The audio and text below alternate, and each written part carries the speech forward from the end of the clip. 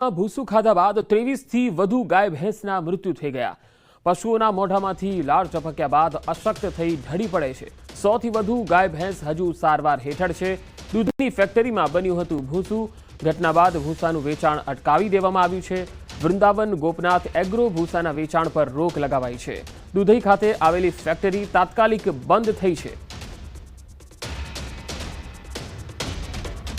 તો કચ્છના વાગડનો આ બનાવ છે, જ્યાં ભૂસું ખાધા બાદ 23થી વધુ ગાય ભેંસના મૃત્યુ થઈ ગયા છે। આ જે ગાય ભેંસે જે ભૂસું ખાધું છે એ ઝેરીલું હોઈ શકે છે। હાલ તપાસનો વિષય છે। 100થી વધારે ગાય ભેંસો હજુ પણ સારવાર હેઠળ છે। આ પશુઓએ આ ભૂસું ખાધા બાદ મોઢામાંથી લાળ ટપકી અને ત્યારબાદ તેઓ ઢળી પડ્યા।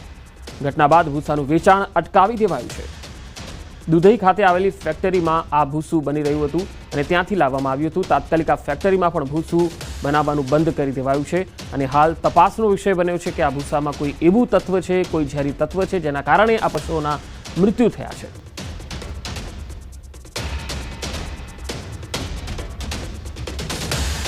તો કચ્છનો આ બનાવ 100થી વધુ ગાય ભેંસ હજુ સારવાર હેઠળ છે। ઘટના બાદ ભૂસાનું વેચાણ અટકાવી દેવાયું છે। દુધઈ ખાતે આવેલી જે ફેક્ટરી છે ત્યાં આ ભૂસું બનાવવામાં આવ્યું હતું।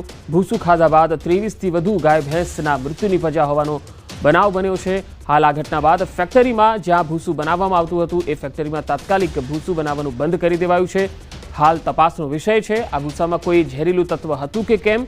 ઘટના બાદ ભૂસાનું વેચાણ અટકાવાયું છે અને 100થી વધારે ગાય ભેંસો તો હજુ પણ સારવાર હેઠળ છે, જેમણે આ ભૂસાનું સેવન કર્યું હતું, ભૂસું આપવામાં આવ્યું હતું। હાલ તો પશુપાલક માટે પણ ચિંતાનો વિષય છે, કારણ કે તેમણે પણ 23 જેટલી ગાય ભેંસ ગુમાવવાનો વારો આવ્યો છે અને બાકીની જે ગાય ભેંસ છે તેને સારવાર આપવાનો વારો આવ્યો છે।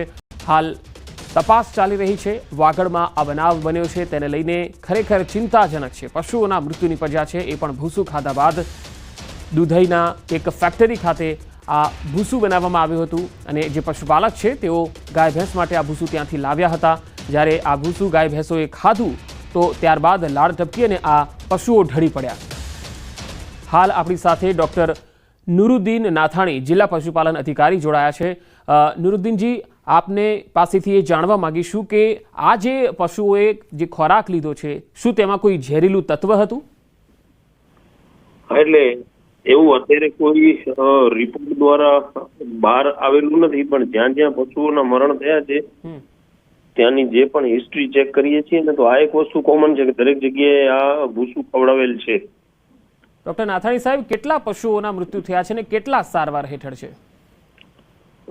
મૃત્યુનો આંક અત્યાર સુધીનો કંઈક 22નો આંક મૃત્યુમાં છે અને સારવારમાં ટોટલ 70થી પણ વધુ પશુઓની ટોટલ સારવાર થયેલી છે। ઓકે, જો આ જે ભૂસું બનાવવામાં આવતું હતું એ કેટલા સમયથી બનાવવામાં આવતું, કઈ જગ્યાએ બનાવવામાં આવતું હતું અને શું કારણ લાગે છે આપને? નહીં, હવે કારણમાં તો અમે અત્યારે બધું સેમ્પલ મોકલ્યા છે। અમારી એડીઆઈની લેબ છે ત્યાં પણ મોકલ્યા છે, ઇવન ત્યાં કોલેજમાં પણ, યુનિવર્સિટીમાં પણ સેમ્પલ મોકલ્યા છે અને એફએસએલ મારફતે પણ સેમ્પલ મોકલેલા છે। એટલે પ્રાથમિક તારણ અત્યારે એવું છે કે આ ભૂસું બધી જગ્યાએ જ્યાં જ્યાં ખવડાવેલું છે ત્યાં અસર થઈ છે। હવે ભૂસામાં કયા ટોક્સિનને કારણે થયું છે એ એક્ઝેક્ટ રિપોર્ટ આવ્યા બાદ જ કહી શકાશે। જી ડોક્ટર નાથાણી સાહેબ, પહેલા આવું ક્યારે બન્યું છે કે ભૂસું ખાધા પછી ગાય ભેંસના મૃત્યુ થયા હોય? ના, હું છેલ્લા 12 વર્ષથી અત્યારે કચ્છમાં ફરજ બજાવું છું, તો આવું ભૂસાને કારણે પહેલા ક્યારે થયું એવું મારા ધ્યાનમાં નથી એમ। જી, જનરલી આ ભૂસું બનાવવામાં આવતું હોય ત્યારે એમાં શું કન્ટેન્ટ વપરાતું હોય છે? જનરલી તો વીટ બ્રાન્ડ જ વધારે પડતું વપરાતું હોય છે। હવે ખબર નહીં, કદાચ હવે આમાં બની શકે કંઈક વધારે ટાઈમ સુધી રહી ગયું હોય કે કોઈ ટોક્સિન અંદર એડ થઈ ગયું હોય કે કંઈક કેમિકલ એડ કર્યા, પણ એ બધું પ્રાઇમરી રિપોર્ટ આવ્યા પછી જ આપણે કહી શકીશું। અત્યારે તો ખાલી ટેમ્પરરી અમે એટલું અંદાજ લગાડીએ છીએ કે કોમન ભૂસું છે તો ભૂસાને કારણે થયું હોઈ શકે।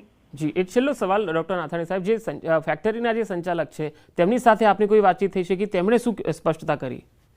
ના, એમની સાથે કોઈ વાતચીત નથી થઈ। એકચ્યુઅલી મને આ મેસેજ મળ્યા પછી અમારા દુધઈમાં પણ પશુ દવાખાનામાં પશુ ચિકિત્સક છે એમને ત્યાં અમે રૂબરૂ મોકલ્યા હતા। તો એકચ્યુઅલી રાપરમાં આ બનાવ બન્યા પછી ત્યાં એમણે જાણવા જોગ કર્યા પછી ત્યાંથી પોલીસ દ્વારા એમને ફોન કરી અને ફેક્ટરી તો બંધ કરી દેવામાં આવી છે અત્યારે।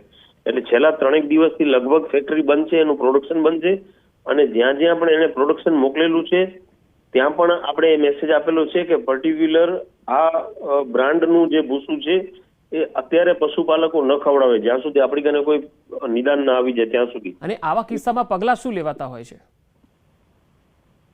ના, પગલાં તો એક્ઝેક્ટ એનું નિદાન આવી ગયા પછી જો એ છે કે નથી એ પ્રમાણે જે કાર્યવાહી થતી હશે એ થશે. જી, આભાર ડોક્ટર નાથાણી સાહેબ અમારી સાથે જોડાવા માટે.